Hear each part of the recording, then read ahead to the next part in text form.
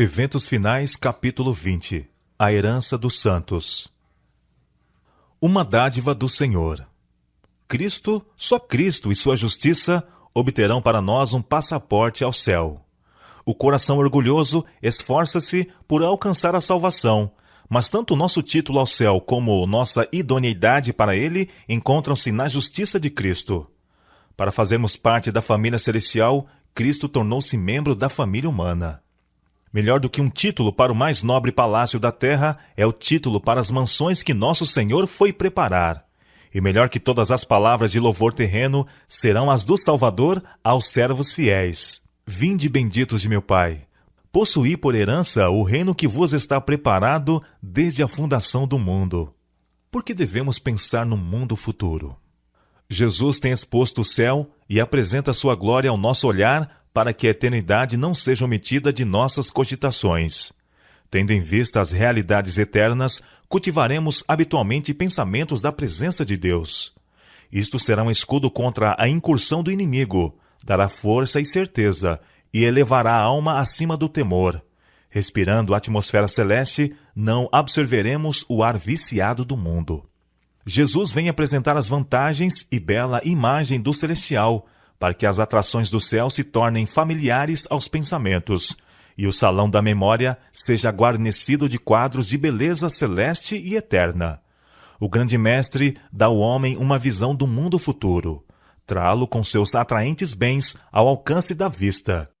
Se ele pode fixar a mente na vida futura e suas bem-aventuranças, em comparação com os interesses temporais deste mundo, o chocante contraste fica profundamente gravado no espírito, absorvendo o coração e a alma de todo ser.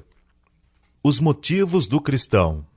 Motivos mais fortes e instrumentos mais poderosos não poderiam jamais ser postos em operação.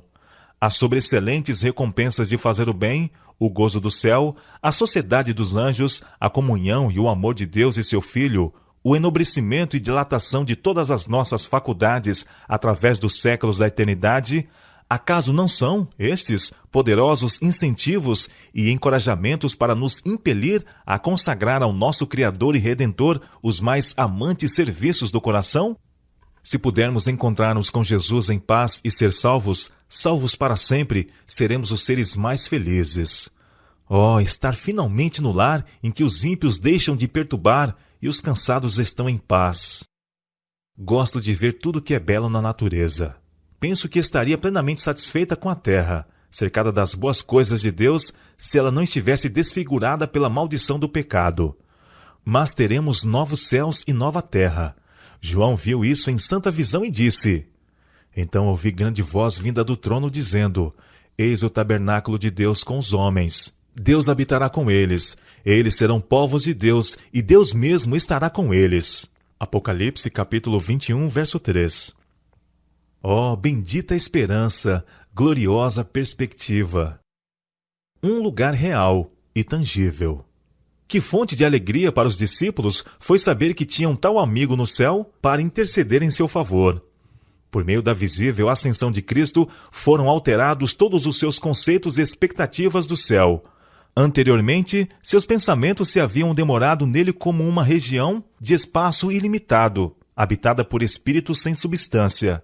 Agora, o céu estava relacionado com o conceito de Jesus, a quem haviam amado e reverenciado mais do que todos os outros, com quem haviam conversado e viajado, em quem haviam tocado, até mesmo o seu corpo ressuscitado. O céu não podia mais parecer-lhes um espaço indefinido e incompreensível, repleto de espíritos intangíveis.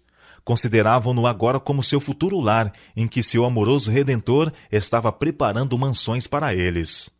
O receio de fazer com que a herança futura pareça demasiado material tem levado muitos a espiritualizar as mesmas verdades que nos levam a considerá-las nosso lar. Cristo afirmou a seus discípulos haver ido preparar moradas para eles na casa de seu Pai. Na terra renovada, os redimidos empenhar-se-ão em ocupações e prazeres que levaram felicidade a Adão e Eva no início. Será vivida a vida edênica, a vida no jardim e no campo. Glória indescritível. Vi a extraordinária amabilidade e glória de Jesus. Seu semblante era mais brilhante do que o sol ao meio-dia. Seu manto era mais alvo do que o branco mais claro. Como posso descrever-vos as glórias do céu e os belos anjos cantando e tocando suas harpas de 10 cordas? As maravilhosas coisas que vi ali não as posso descrever. Oh, se me fosse dado falar a língua de Canaã, poderia então contar um pouco das glórias do mundo melhor. A linguagem é demasiado fraca para tentar uma descrição do céu. Apresentando-se diante de mim aquela cena, fico inteiramente absorta.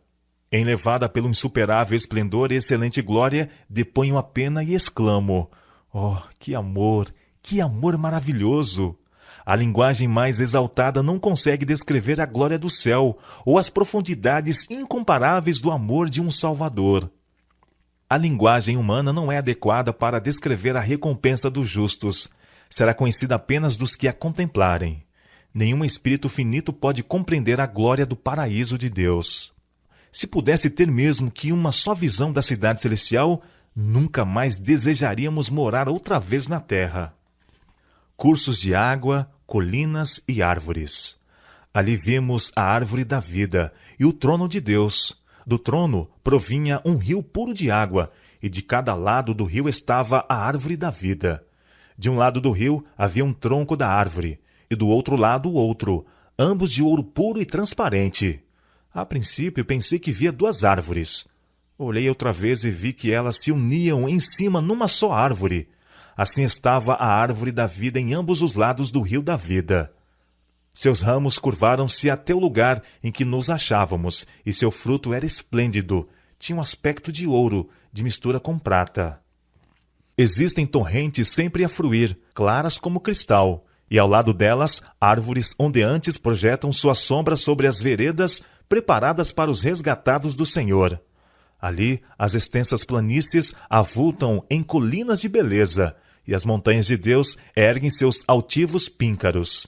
Nessas pacíficas planícies, ao lado daquelas correntes vivas, o povo de Deus, durante tanto tempo peregrino e errante, encontrará um lar. Flores, frutos e animais.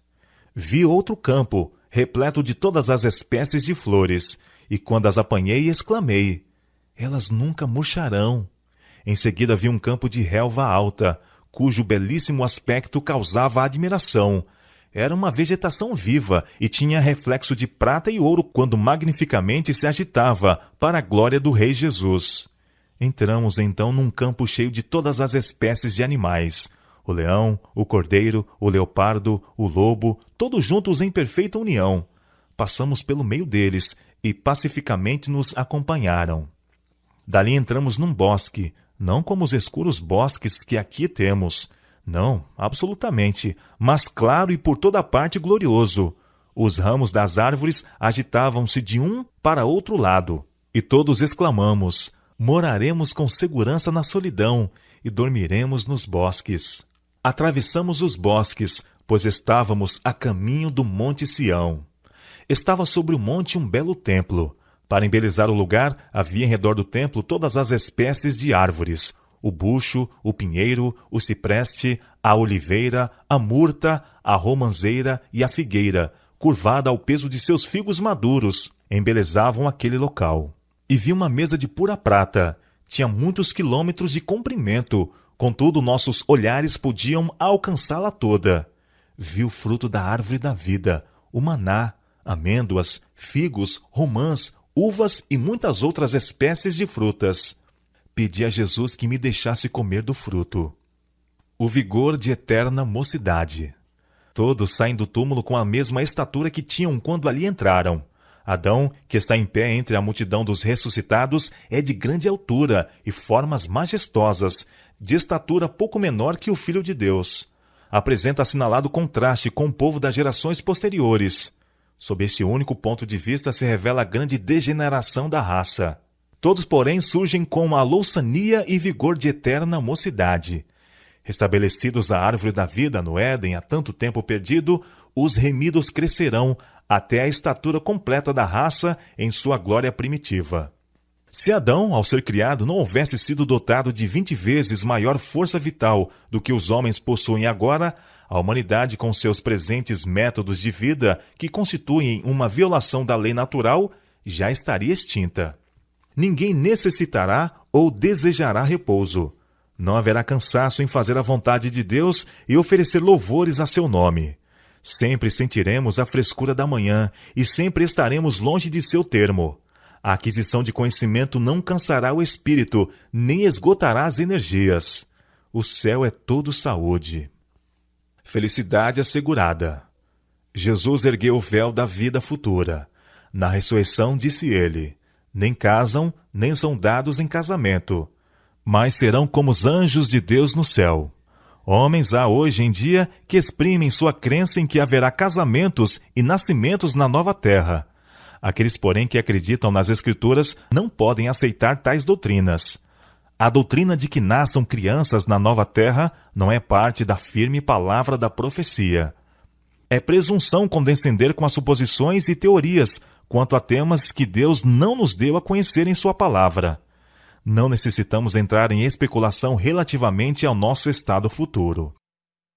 Os obreiros de Deus não devem gastar tempo especulando quanto às condições que hão de reinar na nova terra. É presunção ocupar-se com suposições e teorias relativamente a assuntos que o Senhor não revelou. Ele tem tomado todas as providências para nossa felicidade na vida futura, e não nos compete especular quanto a seus planos a nosso respeito. Não devemos calcular as condições da vida futura pelas desta vida. É preservada a identidade dos remidos. A ressurreição de Cristo era um símbolo da final ressurreição de todos quantos nele dormem. O semblante do Salvador ressuscitado, sua maneira, sua linguagem, tudo era familiar aos discípulos. Como Jesus ressurgiu dos mortos, assim hão de ressurgir os que nele dormem. Reconheceremos nossos amigos da mesma maneira que os discípulos a Jesus. Talvez haja sido deformados, doentes, desfigurados nesta vida mortal, ressurgindo em plena saúde e formosura. No entanto, no corpo glorificado será perfeitamente mantida a identidade. Ressurgirá à mesma forma, mas estará livre de doenças e de todo defeito. Ela torna a viver, tendo as mesmas feições individuais, de modo que os amigos reconheçam uns aos outros. Ali conheceremos como também somos conhecidos. Ali, o amor e simpatia que Deus plantou na alma encontrarão mais verdadeiro e suave exercício. Tez rosada e vestimenta de luz. Quando saiu das mãos de seu Criador, Adão era de elevada estatura e de bela simetria. Era mais de 2 vezes mais alto do que os homens que agora vivem na terra, e bem proporcionado. Suas feições eram perfeitas e belas. Sua tez não era branca nem pálida, mas rosada, brilhando com o precioso matiz da saúde. Eva não era tão alta como Adão. Sua cabeça chegava-lhe um pouco acima dos ombros. Ela também era nobre, de perfeita simetria e muito bela. Esse casal que não tinha pecados não fazia uso de vestes artificiais. Estavam revestidos de uma cobertura de luz e glória, tal como a usam os anjos. Enquanto viveram em obediência a Deus, esta veste de luz continuou a envolvê-los. A alegria de ver nossa família no céu. A cada lado do portão vemos uma comitiva de anjos, e ao por ele passarmos, Jesus diz: Vinde, benditos de meu Pai, possuí por herança o reino que vos está preparado desde a fundação do mundo. Aqui nos diz ele que somos participantes de seu gozo. E qual é? É o gozo de ver o trabalho de vossa alma, pais. É o gozo de ver que os vossos esforços, mães, foram recompensados. Aí estão os vossos filhos, a coroa da vida está sobre suas cabeças. O maior dom de Deus é Cristo, cuja vida é nossa, pois nos foi dada. Ele morreu por nós e ressuscitou em nosso favor, a fim de que pudéssemos sair da sepultura para um glorioso companheirismo com os anjos celestiais, encontrar-nos com os nossos entes queridos e reconhecer-lhes a fisionomia, pois a semelhança com Cristo não destrói sua imagem, mas a transforma à gloriosa imagem dele. Todos os santos ligados aqui por laços familiares conhecerão ali uns aos outros. A salvação de criancinhas e de imbecis. Ao surgirem os pequenos, imortais de seu leito poento, imediatamente seguirão caminho, voando, para os braços maternos. Reencontrar-se-ão para nunca mais se separarem. Muitos dos pequeninos, porém, não terão mãe ali. Em vão nos pomos à escuta do arrebatador cântico de triunfo por parte da mãe. Os anjos acolherão os pequeninos sem mãe e os conduzirão para junto da árvore da vida. Alguns têm perguntado se os filhinhos, mesmo de pais que creem, hão de ser salvos, pois não tiveram nenhuma prova de caráter, e todos precisam ser provados, e seu caráter tem de ser determinado pela prova. É feita a pergunta: como podem as criancinhas ter este teste e prova? Respondo que a fé dos pais que creem protege os filhos, como sucedeu quando Deus enviou seus juízos sobre os primogênitos dos egípcios. Não podemos dizer se todos os filhos de pais descrentes serão salvos, porque Deus não tornou conhecido seu propósito a respeito desse assunto, e convém que o deixemos onde Deus o deixou, e que nos demoremos em assuntos elucidados em sua palavra. Quanto ao caso de A, vós o encarais como é agora, e deplorais sua simplicidade. Ele não tem consciência do pecado. A graça de Deus removerá toda essa imbecilidade hereditária e transmitida, e ele terá uma herança entre os santos na luz. A vós o Senhor concedeu santidade mental. Pelo que diz respeito à faculdade do raciocínio, A é uma criança, mas possui também a submissão e a obediência de uma criança. Homenagem às mães fiéis. Quando se assentar o juízo e os livros forem abertos, quando o bem-estar do grande juiz for pronunciado e a coroa de glória imortal colocada na fronte do vencedor, muitos erguerão essas coroas à vista do universo reunido e, indicando sua mãe, dirão: ela me fez tudo quanto sou, mediante a graça de Deus. Seus ensinos, suas orações foram abençoados quanto à minha salvação eterna. Os anjos de Deus imortalizam o nome das mães cujos esforços ganharam os filhos para Jesus Cristo. A recompensa do ganhador de almas. Quando os redimidos estiverem perante Deus, responderão ao chamado preciosas almas que ali estão por causa dos fervorosos e perseverantes esforços feitos em seu benefício, e das súplicas em intensa persuasão para que fujam para a fortaleza. Dessa forma, os que neste mundo têm estado a cooperar com Deus receberão a sua recompensa. Quando os portais daquela linda cidade lá do alto se revolverem nos seus luzentes gonzos e nela entrarem as hostes que observaram a verdade, coroas de glória ser-lhes-ão colocadas sobre a cabeça, e eles atribuirão a Deus honra, glória e majestade. E naquela ocasião alguns se aproximarão de vós, dizendo: não fossem as palavras que me proferistes bondosamente, não fossem vossas lágrimas, súplicas e diligentes esforços, e eu nunca teria visto o rei na sua formosura. Que recompensa é essa? Quão insignificante é o louvor de seres humanos nesta vida terrena e transitória, em comparação com as infinitas recompensas que estão reservadas aos fiéis na futura vida imortal. Nossos traços de caráter não se alterarão. Se quereis ser santos no céu, precisais ser primeiro santos na terra. Os traços de caráter que acalentais na vida não serão modificados pela morte ou pela ressurreição.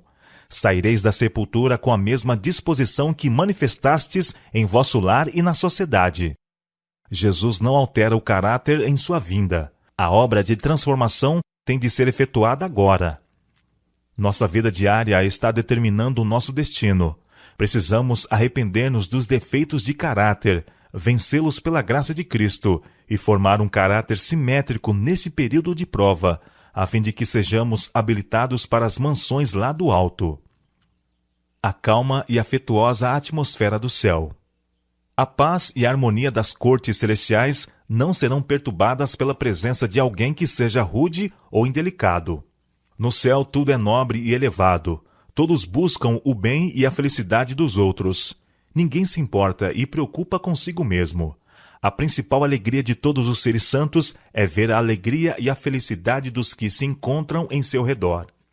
Parecia-me estar ali onde tudo era paz, aonde não podiam chegar os turbulentos conflitos terrestres. O céu, um reino de justiça em que se congregam todos os santos, puros e bem-aventurados, milhares de milhares e milhões de milhões, vivendo e andando em ditosa e pura intimidade, louvando a Deus e ao Cordeiro assentado sobre o trono. Suas vozes estavam em perfeita harmonia. Eles nunca fazem algum mal uns aos outros. príncipes do céu, os potentados desse vasto domínio apenas são rivais no bem, buscando a felicidade e alegria uns dos outros. O maior ali é o menor no amor próprio, e o menor é o maior em sua gratidão e profundidade. Ali não há tétricos erros para obscurecer o intelecto. A verdade e o conhecimento, claros, vigorosos e perfeitos, têm afugentado todas as dúvidas, e nenhum laivo de dúvida lança sua funesta sombra sobre os seus ditosos habitantes. Vozes contenciosas não perturbam a suave e perfeita paz do céu. Seus habitantes não conhecem tristeza, desgostos e lágrimas. Tudo está em perfeita harmonia, em perfeita ordem e perfeita felicidade. O céu é um lar em que a simpatia está viva em todo o coração e é expressa em cada olhar. Ali reina o amor. Não há elementos dissonantes, nenhuma discórdia, contenda ou guerra de palavras. Não haverá tentação e pecado. Nenhuma árvore da ciência do bem e do mal oferecerá oportunidade para a tentação. Não haverá ali tentador, nem possibilidade para o mal. Ouvi aclamações de vitória dos anjos e dos santos remidos, os quais ressoavam com 10 milhares de instrumentos musicais, porque não mais deveriam ser molestados e tentados por Satanás, e porque os habitantes de outros mundos estavam livres de sua presença e tentações. Comunhão com o Pai e com o Filho. O povo de Deus tem o privilégio de entreter franca comunhão com o Pai e o Filho. O conheceremos face a face, sem um véu obscurecedor de permeio. Habitaremos para sempre com a sua preciosa presença e fruiremos a sua luz. Meu coração salta de alegria ante a animadora perspectiva. O céu é onde Cristo está. O céu não seria céu para os que amam a Cristo se ele não estivesse ali. Haverá íntima e eterna relação entre Deus e os santos ressuscitados. Lançando aos pés do Redentor as coroas que ele nos colocou sobre a cabeça e tocando nossas harpas de ouro, encheremos todo o céu de louvor àquele que está sentado no trono. Se durante esta vida forem fiéis a Deus, no final verão seu rosto e nas suas testas estará o seu nome. E qual é a felicidade do céu, se não a de ver a Deus? Que maior júbilo poderá ter o pecador salvo pela graça de Cristo do que contemplar a face de Deus e tê-lo por Pai? Comunhão com os anjos e com os fiéis de todas as épocas. Todo remido compreenderá o serviço dos anjos em sua própria vida.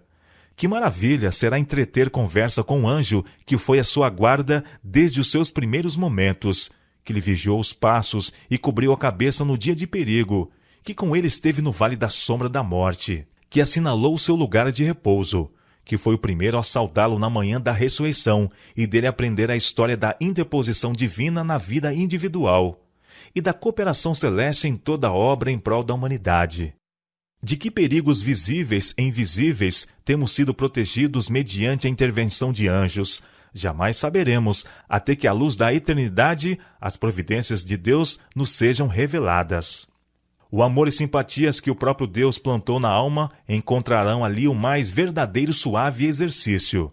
A comunhão pura com os seres santos, a vida social harmoniosa com os bem-aventurados anjos e com os fiéis de todos os tempos, que levaram suas vestes e as branquearam no sangue do Cordeiro, os sagrados laços que reúnem toda a família no céu e na terra, tudo isto concorre para constituir a felicidade dos remidos.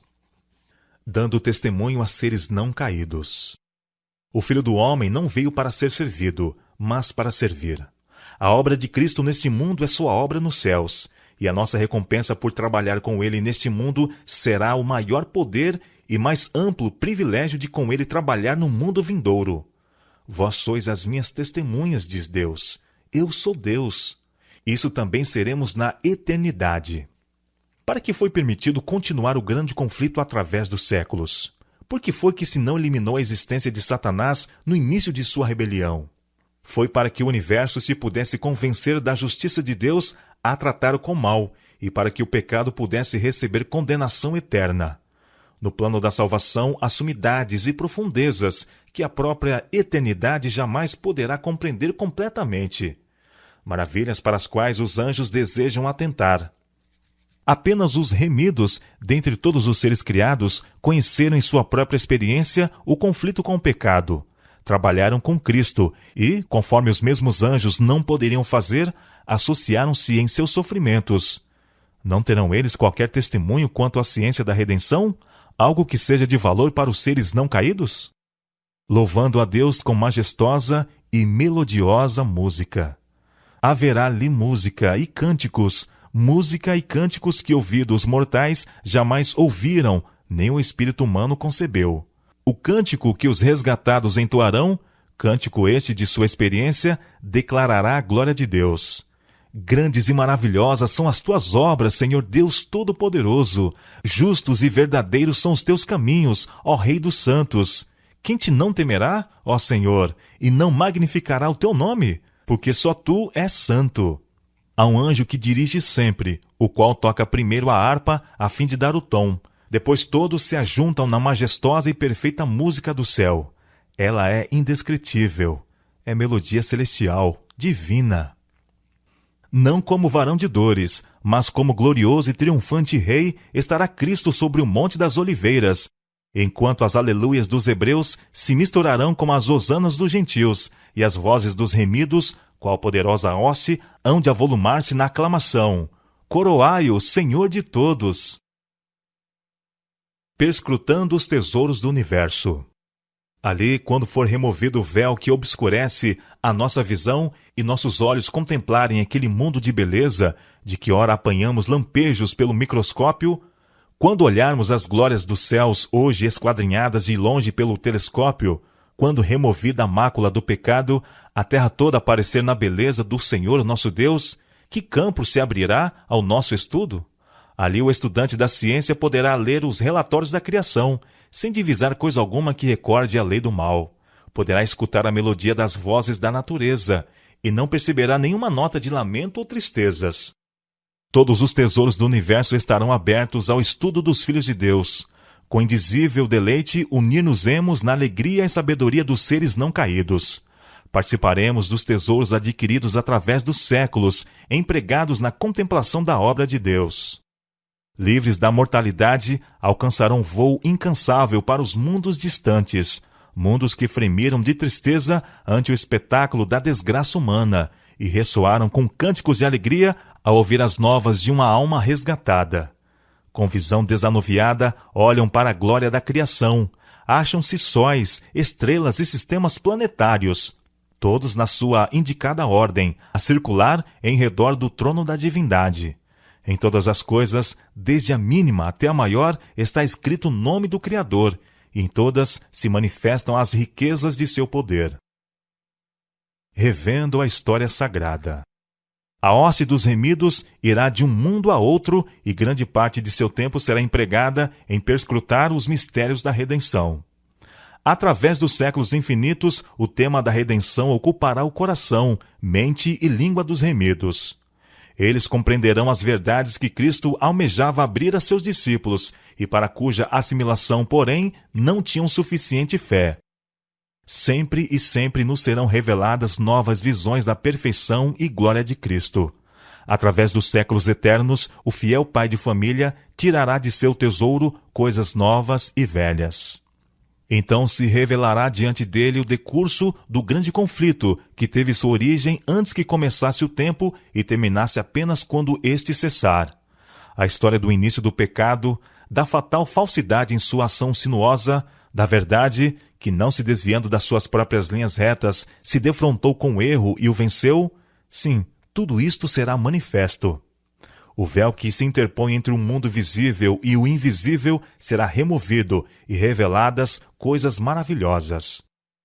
Posto que os pesares, dores e tentações da terra estejam terminados e removidas suas causas, sempre terá o povo de Deus um conhecimento distinto, inteligente do que custou a sua salvação. Nosso Redentor sempre levará os sinais de sua crucifixão. Em sua fronte ferida, em seu lado, em suas mãos e pés, estão os únicos vestígios da obra cruel que o pecado efetuou. As perplexidades da vida elucidadas. Todas as perplexidades da vida serão então explicadas. Onde para nós apareciam apenas confusão e decepção, propósitos frustrados e planos subvertidos, ver-se-á um propósito grandioso, predominante, vitorioso, uma harmonia divina. Ali Jesus nos levará para bem perto da viva corrente que flui do trono de Deus e nos explicará as misteriosas providências pelas quais nos conduziu neste mundo, a fim de aprimorar-nos no caráter. Tudo quanto nos tem confundido acerca das providências de Deus será esclarecido no mundo vindouro. Naquilo em que a nossa mente só via confusão e promessas desfeitas, veremos a mais perfeita e bela harmonia. Saberemos que o amor infinito dispôs as experiências que nos pareciam as mais probantes. Ao reconhecermos o terno cuidado daquele que faz todas as coisas contribuírem para o nosso bem, regozijar-nos-emos com júbilo inexprimível e repleto de glória. O resultado de toda nobre ação. Todos os que trabalharam com um espírito desinteressado contemplarão os frutos de seus labores. Ver-se-á o resultado de todo princípio correto e nobre ação. Alguma coisa disto aqui vemos, mas com pouco dos resultados dos mais nobres trabalhos deste mundo é o que se manifesta nesta vida aos que os fazem, quando labutam abnegadamente, incansavelmente por aqueles que ficam além de seu alcance e conhecimento. Pais e professores tombam em seu último sono, parecendo o trabalho de sua vida ter sido feito em vão. Não sabem que sua fidelidade descerrou fontes de bênçãos que jamais poderão deixar de fluir. Apenas pela fé, veem as crianças que educaram tornar-se uma bênção e inspiração a seus semelhantes, e essa influência repetir-se 1000 vezes mais. Muito obreiro há que envia para o mundo mensagens de alento, esperança e ânimo, palavras que levam bênçãos aos corações em todos os países. Mas, quanto aos resultados, nada sabe, afadigando-se ele em solidão e obscuridade. Assim se concedem dons, aliviam-se cargas, faz-se trabalho. Os homens lançam a semente, da qual, sobre as suas sepulturas, outros recolhem a abençoada messe. Plantam árvores para que outros comam o fruto. Aqui estão contentes, por saberem que puseram em atividade forças para promover o bem. No além serão vistas a ação e reação de todas estas forças. Nosso gozo aumentará continuamente. Há no plano da redenção mistérios: a humilhação do Filho de Deus, o ser achado em forma de homem, o maravilhoso amor e condescendência do Pai ao entregar seu Filho, que são para os anjos celestiais motivo de contínuo assombro. E isso será o estudo dos remidos através dos séculos eternos. Ao contemplarem a obra de Deus na criação e redenção, novas verdades continuamente se lhes desdobrarão ao espírito surpreso e deleitado. À medida que vão aprendendo mais e mais da sabedoria, amor e poder de Deus, seu espírito se lhes expandirá constantemente e seu gozo aumentará continuamente. Ao transcorrerem os anos da eternidade, trarão mais e mais abundantes e gloriosas revelações de Deus e de Cristo. Assim como o conhecimento é progressivo, também o amor, a reverência e a felicidade aumentarão. Quanto mais aprendem os homens acerca de Deus, mais lhe admiram o caráter. Ao revelar-lhe Jesus as riquezas da redenção e os estupendos feitos do grande conflito com Satanás, a alma dos resgatados fremirá com mais fervorosa devoção e com mais arrebatadora alegria dedilharão as harpas de ouro, e milhares de milhares e milhões de vozes se unem para avolumar o potente coro de louvor. Há sempre um infinito para além. Ali toda a faculdade se desenvolverá e toda a capacidade aumentará. Os maiores empreendimentos serão levados avante, as mais altas aspirações realizadas, as maiores ambições satisfeitas, e todavia surgirão novas culminâncias a galgar, novas maravilhas a admirar, novas verdades a compreender, novos assuntos a apelarem para as forças do corpo, espírito e alma. Por mais que avancemos no conhecimento da sabedoria e do poder de Deus, há sempre um infinito para além. Todo o amor paternal que veio de geração em geração, através do coração humano, toda a fonte de ternura que se abriu na alma do homem, não passam de tênue riacho em comparação com o ilimitado oceano, quando postos ao lado do infinito, inexaurível amor de Deus.